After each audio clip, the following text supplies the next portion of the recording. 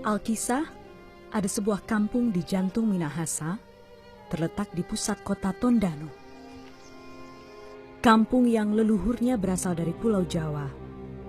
Kampung yang menjadi kantong peranakan Jawa Minahasa. Kampung yang ibarat cermin dari perang dan perjalanan orang-orang Jawa dalam babakan kisah masa silam.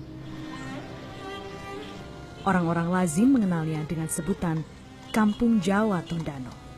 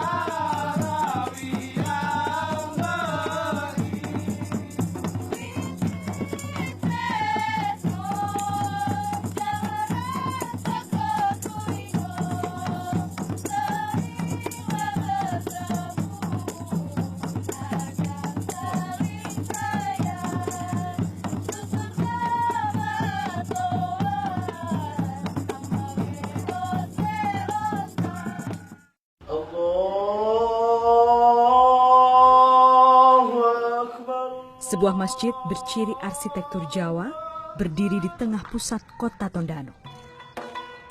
Bentuk kubah limas dan menara masjid yang terpisah mirip dengan Masjid Agung Demak di Jawa Tengah. Inilah Masjid Agung Al-Falah Kiai Mojo, masjid yang terletak di Kelurahan Jawa Tondano atau Kampung Jaton. Bagian dalam masjid disangga 4 tiang setinggi 18 meter yang disebut sebagai tiang Soko Guru. Seperti masjid di Jawa yang memiliki percampuran budaya Hindu, motif ukiran pada tiang dan atap masjid ini pun kental dengan seni Hindu Jawa. Sejak dibangun pada tahun 1854, Masjid Agung Al-Falah telah beberapa kali mengalami renovasi. Namun tiang dan atapnya masih dipertahankan dari bangunan asli. Jadi bentuk masjid ini memang dari awal sudah begini, yang besar ini, tapi sebelum itu ada masjid kecil. Masjid besar ini dibuat tahun 1854, yang besar ini, oleh Mbah Madid yang dari Jawa itu. Selain tiang dan atap masjid yang masih dipertahankan dalam bentuk asli, mimbar imam, beduk, dan kentongan adalah sebagian barang yang sudah digunakan sejak masjid ini dibangun oleh leluhur kampung. Beberapa di antaranya masih difungsikan hingga saat ini, seperti kentongan yang digunakan untuk memanggil jemaah atau mengumpulkan warga kampung.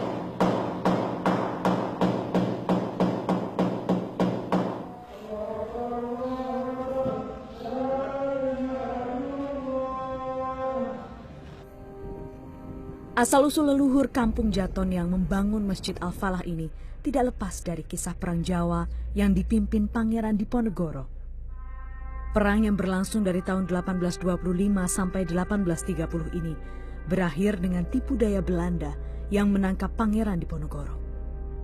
Sebelum menangkap Pangeran Diponegoro melalui perundingan pada Maret 1830, Belanda lebih dulu memperdaya Kiai Mojo dan menangkapnya bersama pasukannya pada November 1828. Jafar Tombuku Buhari, warga Kampung Jaton generasi kelima ini menelusuri silsilah leluhurnya dengan tujuan mengungkap keturunan Kiai Mojo dan pengikutnya di tanah Tondano dan kemudian membukukannya.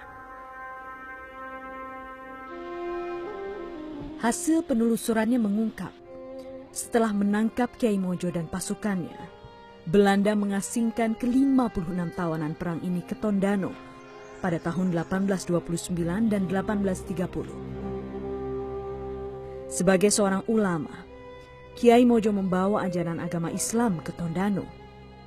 Saat itu, ia dan pengikutnya tidak bisa melakukan syiar agama Islam karena statusnya sebagai tawanan perang.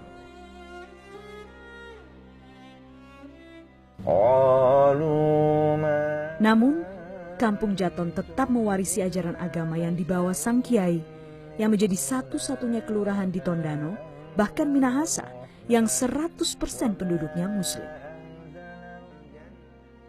Ini menjadi kontras, sebab kelurahan yang kini berpenduduk sekitar 2.000 kakak ini berada di wilayah yang mayoritas beragama Kristen.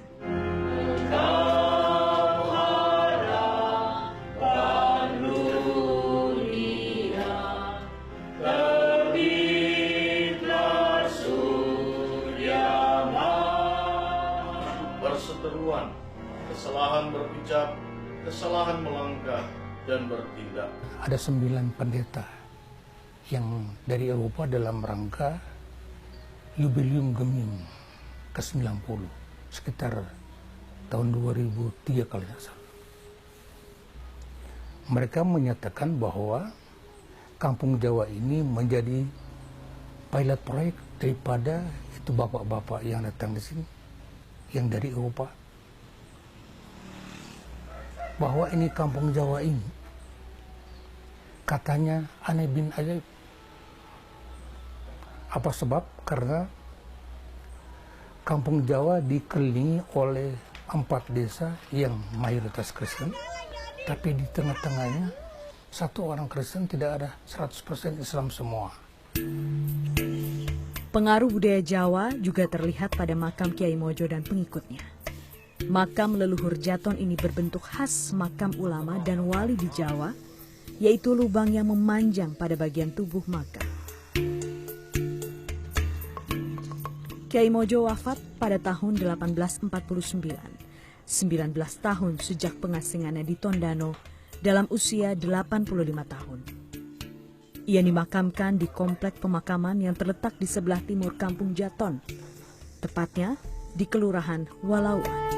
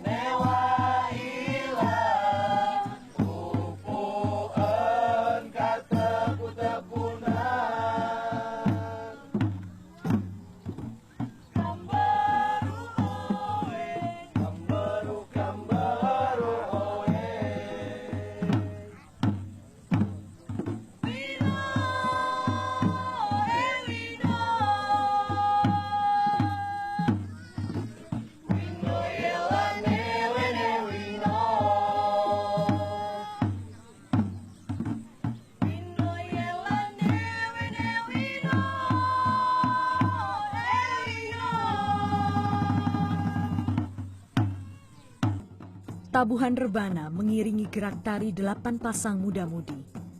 Syair yang turut dilafalkan para penari berisi pujian kepada Sang Pencipta, sekaligus mengisahkan persaudaraan yang terjalin di Tondano. Inilah tari M. Matelu Minaisa, tari kreasi asal Jawa Tondano yang memeragakan kisah leluhur Jawa yang jatuh hati pada Putri Minahasa. Perpaduan budaya Jawa, Minahasa, dan Melayu tergambar pula dalam gerak tarian ini. Marodat Masilat, dan maengken adalah 3 tarian yang digabungkan untuk menciptakan tarian ini. Jadi mbak-mbak itu datang dari Jawa, tidak bawalah perempuan. Jadi dia di sini, hidup di sini, otomatis kawin dengan putri-putri Minahasa. Dan putri Minahasa ini anak-anaknya Walak dari orang-orang Raja Minahasa itu. Perkawinan antara pendatang dan putri Minahasa ini menjadi tanda keberadaan Kyai Mojo dan pengikutnya diterima warga Tondano kala itu. Jalinan perkawinan ini kemudian mempererat persaudaraan antara warga Jaton dan desa di sekitarnya. Waktu zaman Ki Mojo datang, ada laki-laki semua kawin-mawin dengan putri-putri daripada kepala-kepala suku Walak dari suku Tondano dan suku Tonsea. Sehingga hubungan kekeluargaan antara keduanya, antara orang kampung Jawa dengan masyarakat sekitar itu begitu baik karena ada hubungan kekeluargaan. Nama Tombuku yang menjadi nama tengah Jafar berarti ia bermarga Tombuku dari garis ibu. Nenek buyut Jafar berasal dari Ranowangko, kampung yang berada di sebelah selatan kampung Jaton.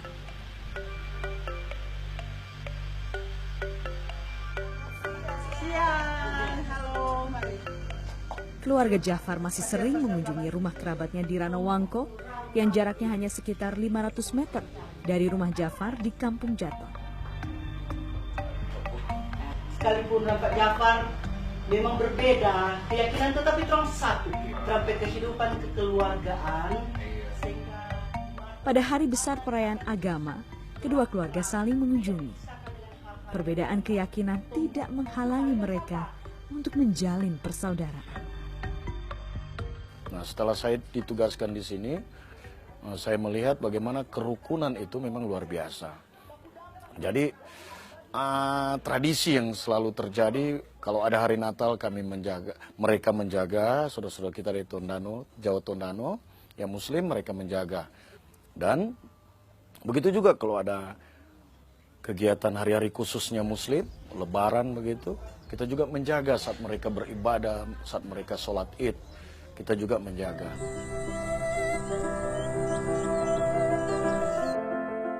Selain melalui perkawinan, jalan masuk untuk melebur dengan penduduk Tondano yang ditempuh oleh Kyai Mojo dan pengikutnya adalah dengan alih teknologi pertanian.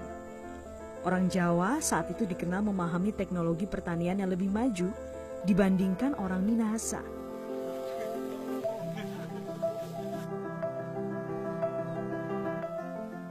Sebagian warga kampung Jaton masih berprofesi sebagai petani. Persawahan mengelilingi kampung Jaton. Warga Jaton berbagi lahan pertanian dengan warga kampung di sekitarnya.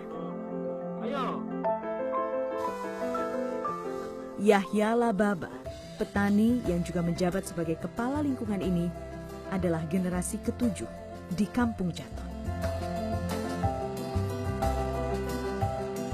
Yang awalnya kan yang tahu tentang bercocok tanam, apalagi tanam untuk yang pekerjaan di sawah, tetap yang dari ambil dasar dari mbah-mbah kita itu, tetap yang dari Jawa, baru serta sampai ke Tondano, jadi menyatu dengan masyarakat Minahasa. Jadi mbah-mbah kita ini yang menuntun atau memberikan sebagian pengalamannya yang di Jawa sampai untuk menyatu dengan masyarakat Minahasa. Nah, disitulah berbaur dengan masyarakat Tondano, apalagi di sekeliling kampung Jawa Tondano ini kan dikelilingi oleh masyarakat-masyarakat yang memang orang asli Minahasa. Jadi disitulah kita berbaur, jadi disinilah kita jadi satu dengan masyarakat Tondano, baru diberikan tempat di sini. Jadi inilah lahan pertanian yang ada di kampung Jawa Tondano.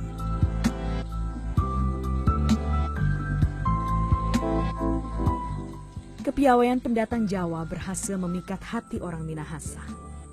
Kedatangan mereka sebagai tawanan perang justru membawa berkah bagi tanah Tondano.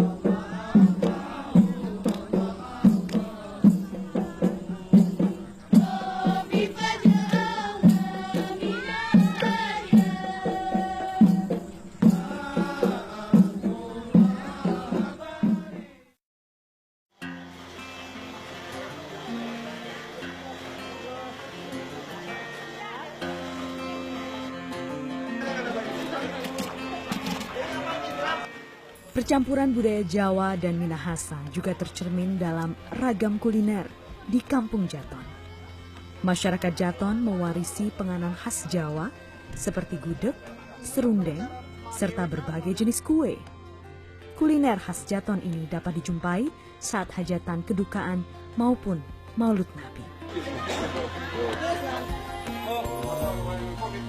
Ini saat ini sedang mempersiapkan apa sih Pak? Jadi kebetulan kita berada di tempat ini untuk persiapan acara 7 malam meninggalnya keluarga kami juga yang di sini. Itu adalah satu budaya yang sudah lama turun-temurun yang kita lakukan di sini, yaitu melaksanakan seperti saya katakan tadi 7 malamnya meninggalnya almarhum saudara kami.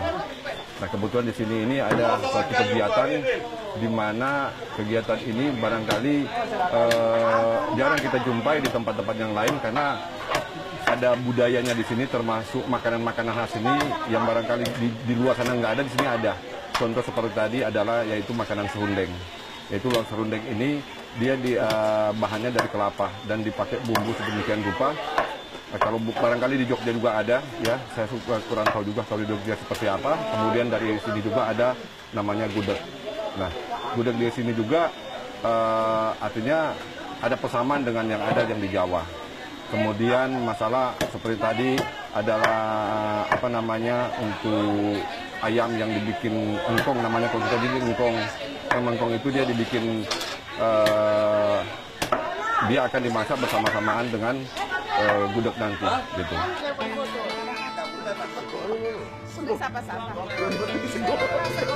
Bila didengarkan dengan seksama, ada perbedaan bahasa yang digunakan warga Jaton dengan warga Tondano pada umumnya. Secara umum, orang Jaton memang menggunakan bahasa ibu, yaitu bahasa Minahasa, tetapi terselip juga bahasa Jawa dalam bertutur kata. Itu warna iwak sih ya tuana. Oh, tuana dang itu. Dia apa ngarana tundek ke? Iwak tundek.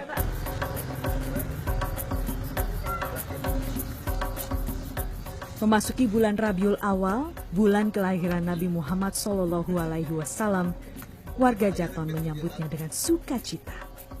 Masjid Agung Al-Falah pun turut berhias diri dengan mendirikan janur atau yang dalam bahasa Tondano disebut patubo di 3 sisi pintunya.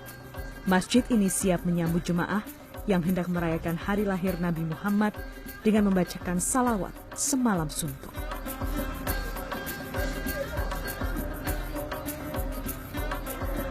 Sejak dari tanggal 1 bulan Rabiul Awal, mereka salatan Jawa di masjid sesudah sholat Isya.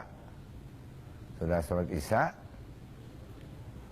dan kasih habis satu ada itu, berjanji itu nanti resnya di tanggal 11 karena di malam ke-12 hari hanya lahir Rasulullah itu, diulang dibaca satu kali sampai habis, sampai subuh itu.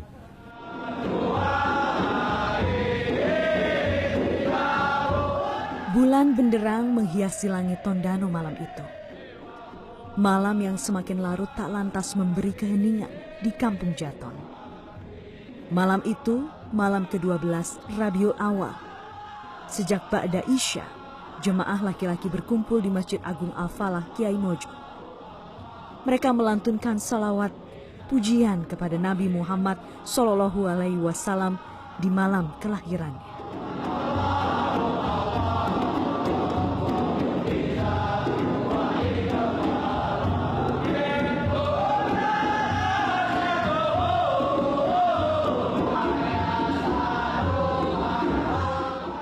Kitab yang mereka baca adalah kitab Barzanji, kitab yang berisi perjalanan hidup Nabi Muhammad.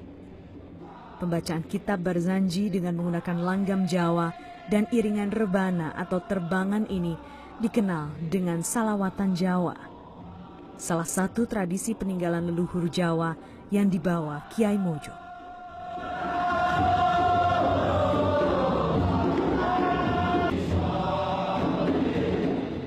Pembacaan salawat Jawa malam itu berakhir sesaat sebelum azan subuh berkumandang.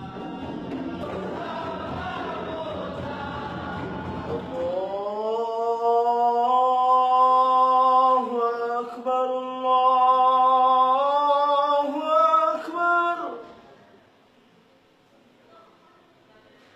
Allahu Akbar, Allahu Akbar.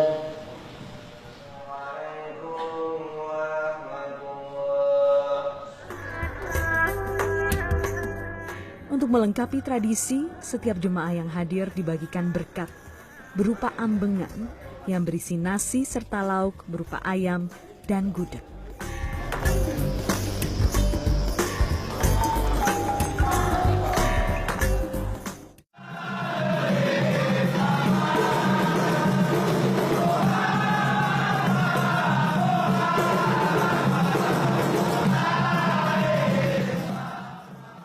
Perayaan Maulud Nabi belum berakhir.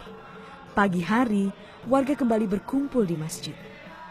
Kali ini mereka kembali membacakan salawat Nabi dengan iringan hadrah.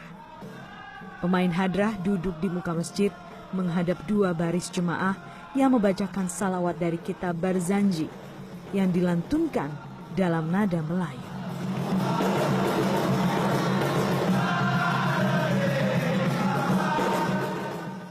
Tradisi hadrah ini menandakan pengaruh Arab dan Melayu di Kampung Jaton. Karena pada perkembangannya, Jaton kemudian menjadi tempat pembuangan pejuang Islam dari berbagai daerah seperti Aceh, Palembang, dan Banten.